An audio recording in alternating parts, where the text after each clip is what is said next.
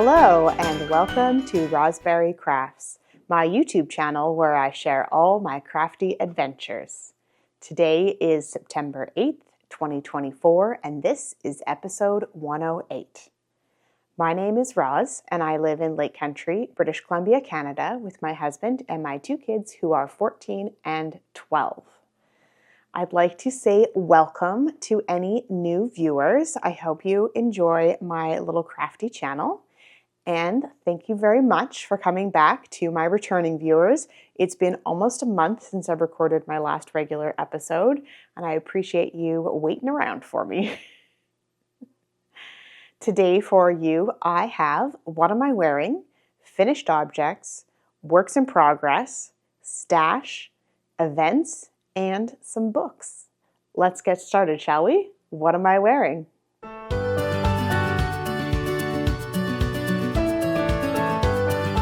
Today, I am actually wearing my first finished object. This is a shawl that I started in August and with some leftovers from Firewood Fiber Co. The pattern that I used is called Vanilla by Annie Baker Designs, and it's a pretty straightforward triangle shawl, but it is a bit elongated, so you get these nice long points to hang down and kind of keep everything in place very nicely. I have been wearing this a ton, especially down in my office where it's a bit cooler. And the yarn that I used is Firewood Fiber Co. And this was a 6-skein set that I got called Dreams of Winter Light. And I used this in my Choose Your Own Adventure shawl earlier in the year, but I had some left over of each color, and it fades so nicely together. Erin put together a wonderful set for this. So I just literally knit with the first color until it ran out, and then joined the second, third, fourth, all the way down to this lovely, lovely deep, deep purple. I also like that the shawl has this nice rounded point at the bottom, so you get a nice, nice fit. You're not worried about the exact point being exactly right in the middle. It can be a little off center and nobody really notices. But yeah, I finished this fairly quickly. It's a garter stitch shawl, so it's a lot of just knit, knit, knit, and I enjoyed it thoroughly. Let's move on to finished objects.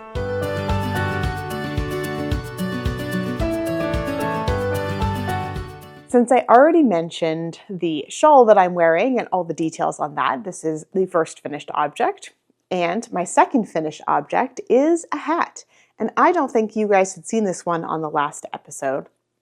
I used this top yarn earlier to knit a toddler size musselburgh for my neighbor who had a little baby. And I, was just inspired by all the leftovers, and I love the musselburgh pattern, so I went with that again. So this hat pattern is Musselburgh by Isolde Teague, and this top color yarn is, and I will flip it and show you in a minute. So it goes like this. I basically used up whatever I had left, and this is a Knit Picks Essential Multi in the Jester colorway. So it's just very fun colors. And then I had this teal, dark teal color, which is actually a Knit Picks gloss fingering, and the color is Kanai. And I knit a cowl out of this, and I did have quite a bit left over, and I was able to knit kind of the whole brim section of this hat. And yeah, so then I chose this mini skein that I had to make a very different and yet similar kind of color other side. So it's a very unique hat in that you get two very different hats. I did run out right at the very end, so a little bit of pink at the top, but when it's on your head, nobody will notice really. And this is a child size. I would be putting it on my head, but it does not fit. And this top last mini skein that I used is Riverstone yarn, and I got this in my goodie bag at the Sorrento knitting retreat that I went to a few years ago. And this was a special color that she did called Strange Orbit. So I don't know if she doesn't dye yarn anymore, so I don't know if there's more of it out there or it was just the mini skeins that we got. But it has some of the similar colors in that lime green and some dark purple. So I thought it went pretty well, and I'm quite enjoying these color combos, but being similar yet very different. So That was a nice quick knit. The muscle burr pattern is a lot of just knitting in the round for inches and inches and inches. So it's great, great TV watching, reading your book project. So that's also why it goes so fast. That's it for finished objects. Let's move on to works in progress.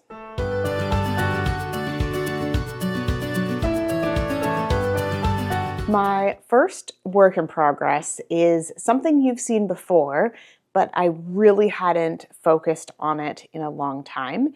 And I did spend some time over our summer trip working on this quite a bit.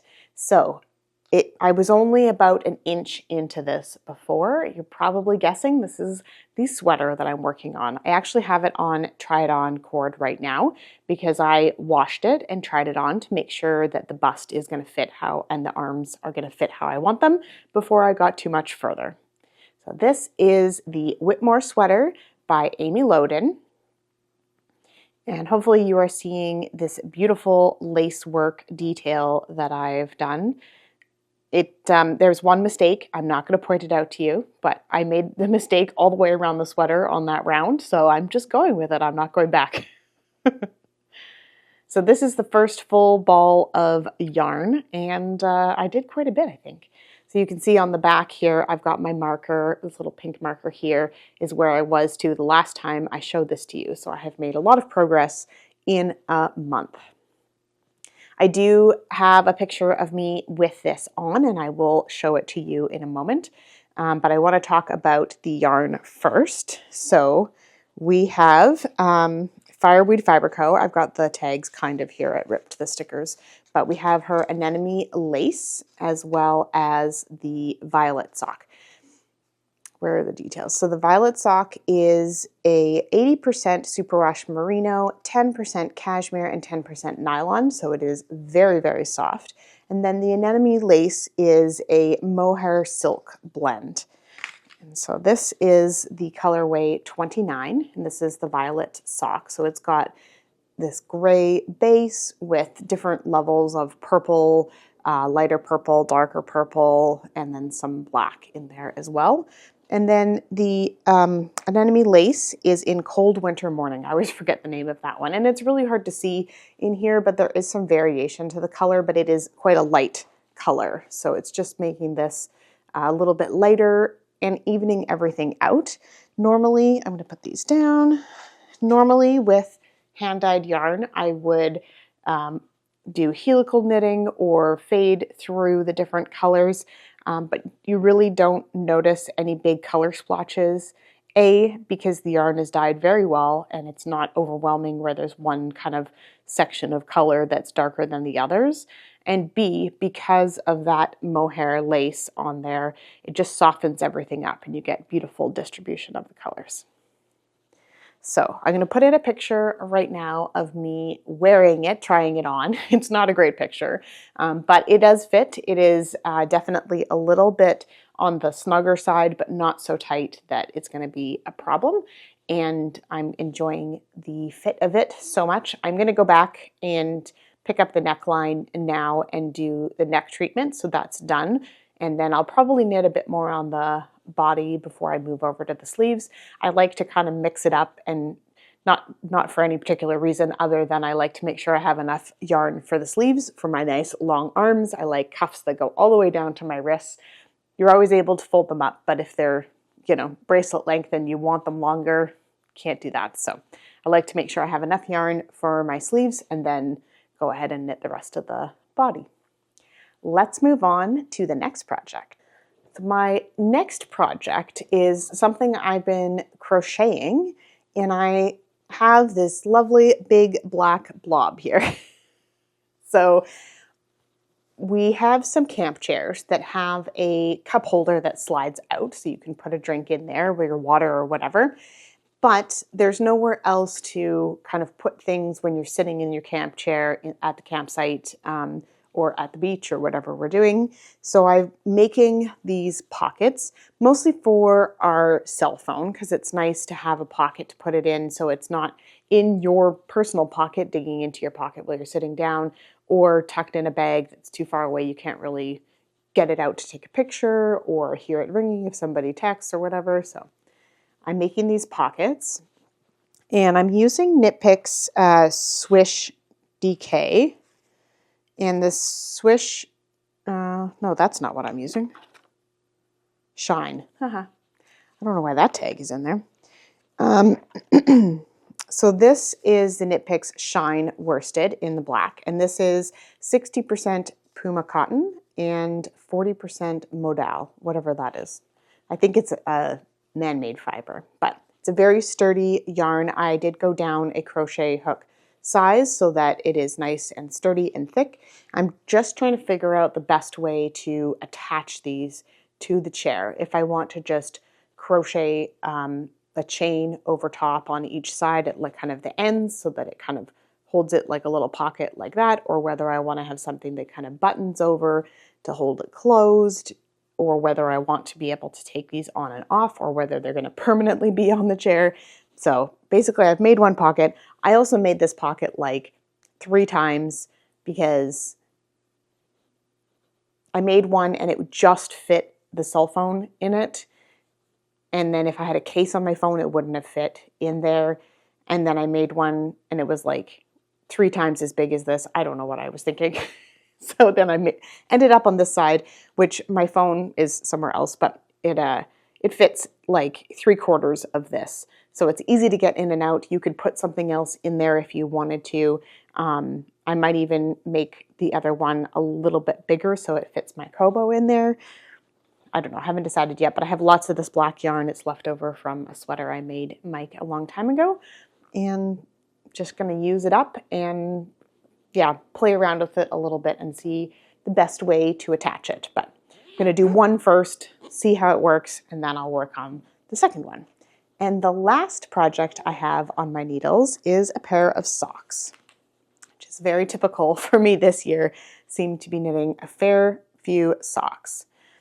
And these are turning out so nice. Okay, so I'm trying a new to me sock pattern. It is called Hermione's Everyday Socks by Erica Luter. And it's just a very small texture pattern that goes on the foot of the sock and then on the leg all the way around. And yeah, I'm enjoying it so far. It's working up nicely in this yarn. I don't know that you would really need to have too much pattern in this yarn. It's got some fun pops of color in itself, but it's fun to do a new to me pattern. This yarn is Fireweed Fiber Co. in her Sweet Pea sock, which is her superwash merino and nylon. And this color is called Tea Time. And it is just this lovely pale pink with pops of purple and hot pink. And I love it. And I've had it for a while and I wasn't sure what to do with it. And I just thought, you know what, this is going to be perfect because with a busier yarn, which I have a lot of sock yarn that's busier, you're not going to see the texture as much. And this is going to help those pops of color kind of come out to the forefront more. So there we are. So my 2 at a time socks, I am doing these toe up. The pattern calls for cuff down, but I'm just kind of using the stitch pattern as a guide and then doing my normal toe up pattern. Haven't decided which heel I'm going to put in yet, but we'll figure that out later. That is it for works in progress. Let's move on to stash.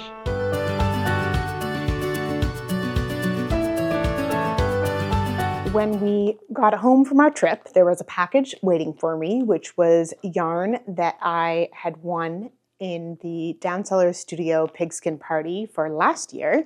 And this is from Fangirl Fibers, and I picked out the 6 half skein set. And I'm sorry for the crinkling, but I want to keep it all together.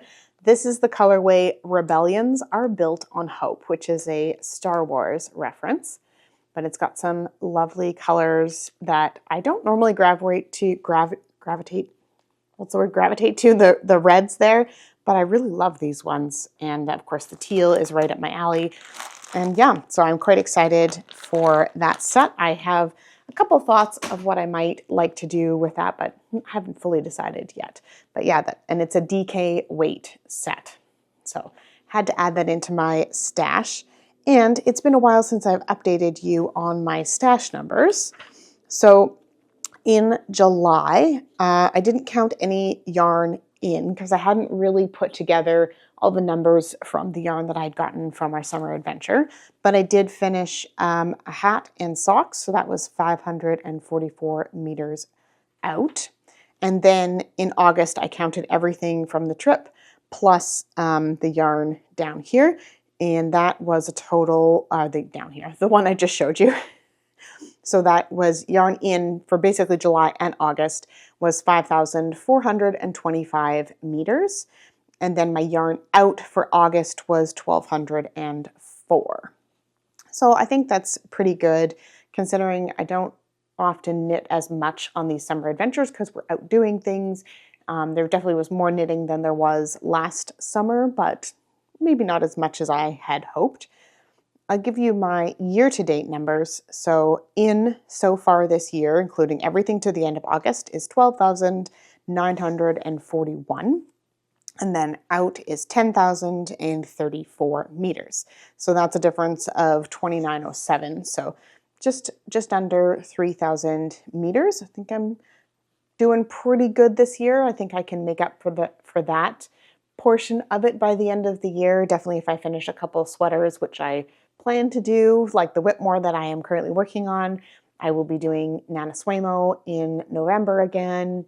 And I've got some plans for my Advent projects as well. I am getting Advent yarn this year, so that will add to it, but I feel like I'm doing pretty good as far as my yarn in and out this year. That is it for stash. Let's move on to events.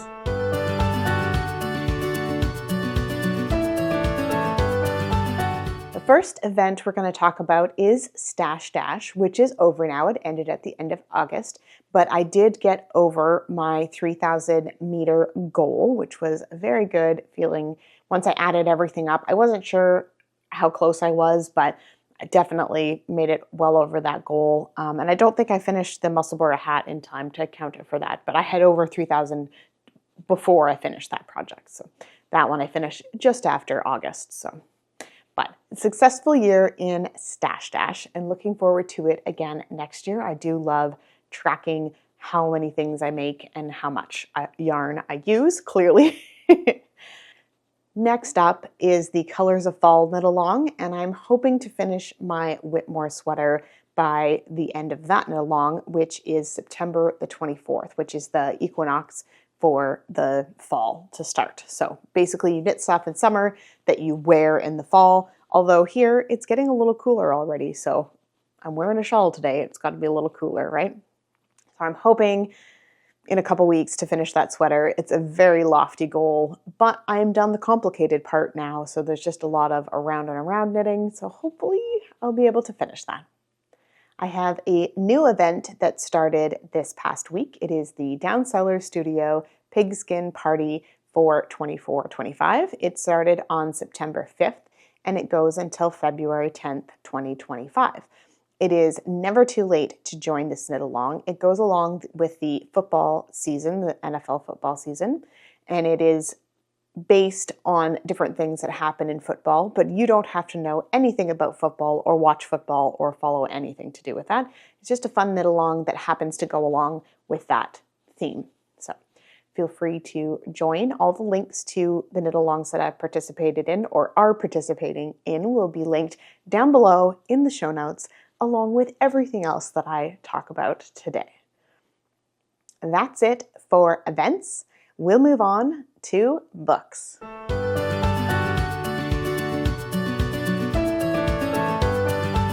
Hopefully you guys have stuck around this far. I know it's a bit longer of an episode, and that is what happens when I take almost a month off between recordings. But it is back to school now, back to regular schedule. Everybody's getting settled into their groove. So hopefully I will find that regular weekly time where I can record and get a weekly episode out. I like it better. I don't like to record super long episodes. It takes a lot longer to edit and everything just seems to take longer it's like exponential, not like, if you add 15 minutes, it adds 15 minutes. No, it's like it adds 30 minutes and so on. Anyway, there's my rant. But the summer is what it is. We had a wonderful, wonderful summer adventure, and the last couple weeks have been back to work for me and back to work for the kids, or school for the kids, back to work for my husband. So it's just been a lot going on, but I'm back here now, and I hope you enjoyed the episode. On to the books that I have read, and there are a lot, so get ready. I have been reading the I Am Number 4 series by Pittacus Lore. This was on the recommendation from my son. It is his current favorite series, and he really wanted me to read it, so I have been reading it. Some of them I listened to the audiobook, and some of them I read the physical book, because we, of course, have all of them.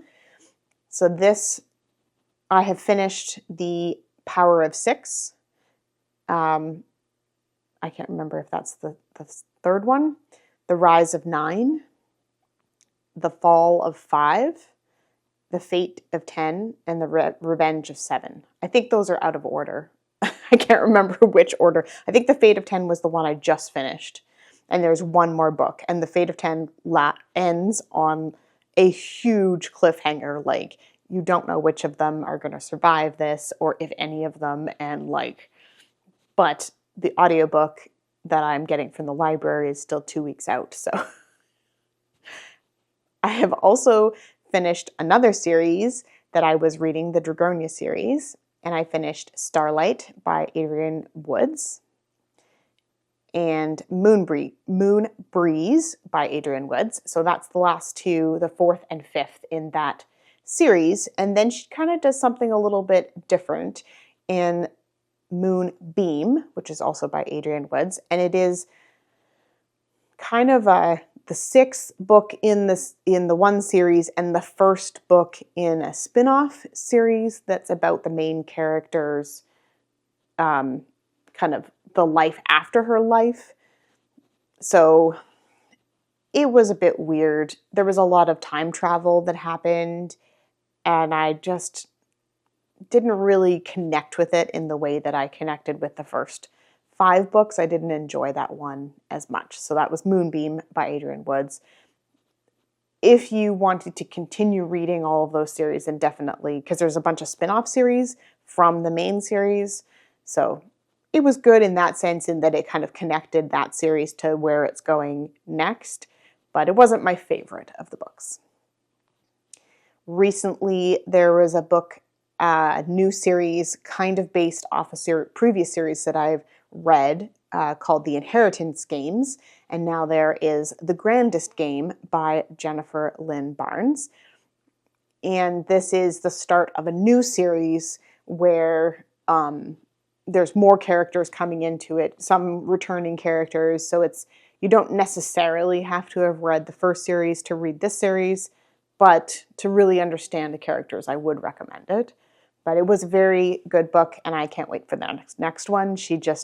The puzzles and the intricacy and the little bits that she brings back from different characters where you're like, oh yeah, they did say that. And, there's just little hints and clues. It's almost the kind of book that you need to read 2 or 3 times too, to really pick up on all the little subtleties she leaves throughout the book. It's really good. Highly recommend that book. And then because I've been kind of engrossed in a lot of sci-fi and fantasy lately, I thought I should pick up a couple quick reads in my historical romance area. So I'm reading, I finished the Duke Deal by Valerie Bowman. And I loved that one so much, I continued with the series. And I also read The Marquis Move by Valerie Bowman as well. And so this is following different people in a family. It's kind of Bridgerton style, where there's a few children in the family, and it follows their, debut into society and how they get married and, different things like that. So it's a nice fluff read, but definitely enjoyed those. And I'm currently reading the third one, so I must have enjoyed it. Well, that felt like a large mouthful. I hope you enjoyed this episode, and we will see you guys again next time. Bye!